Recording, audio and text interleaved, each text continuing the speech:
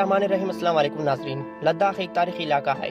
यहाँ मौजूद पहाड़, सहरा और दुश्वार गुजार रास्तों से लद्दाख की पहचान होती है। चीन और भारत का ये सरहदी इलाका लद्दाख हमेशा से जंग व जदल का शिकार रहा है और आज भी चीन और भारत के दरमियान इस तारीखी इलाके पर जंग लड़ी जा रही है।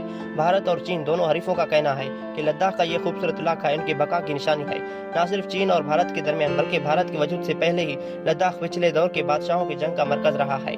भारत से पहले लद्दाख में लड़ी जाने वाली जंगों के मुतालिक सुखदेव सिंह ने अपनी एक किताब में लिखा है कि गिलगित बल्तिस्तान लद्दाख 7वीं और 8वीं सदी में चीन, तिब्बत और खलीफा हारून अल रशीद की क़यादत में अरब सल्तनत के दरमियान सियासी कशमकश का मरकज भी रहा है। सुखदेव सिंह मजीद लिखते हैं कि 8वीं सदी ईस्वी में तिब्बत एक तरफ चीन के खिलाफ आज़ादी के लिए कोशिश कर रहा था तो दूसरी तरफ अरबों से लड़ रहा था जो खलीफा हारून अल रशीद की क़यादत में वस्ती एशिया की तरफ पेशकदमी कर रहे थे। मुसलमान हुक्मरानों का कहना था कि हम मुसलमान अल्लाह के चुने हुए बंदे हैं और ये दुनिया हमारा है।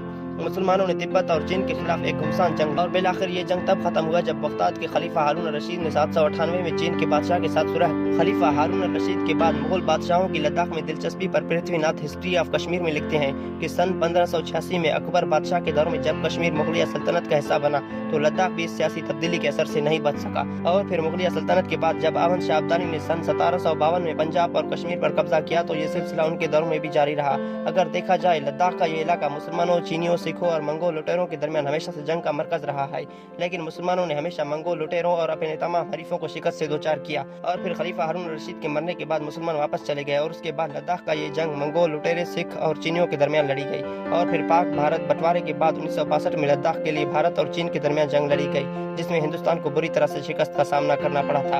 यही लद्दाख का मसला है जो हमेशा से चीन और भारत के दरमियान जंग का वजह रहा है और इसी वजह से आज भी भारत और चीन का दरमियान ये जंग जारी है। एक तरफ पाकिस्तान, चीन और नेपाल खड़े हैं जबकि दूसरी जानिब नरेंद्र मोदी के अहमकाना पॉलिसीज की वजह से भारत खित्ते में अकेला रह गया है। याद रहे नाज़रीन, भारत के खिलाफ पाकिस्तान की तरफ से की जाने वाली तमाम तर कार्रवाइयां लद्दाख के लिए नहीं बल्कि मकबूजा जम्मू कश्मीर के लिए है।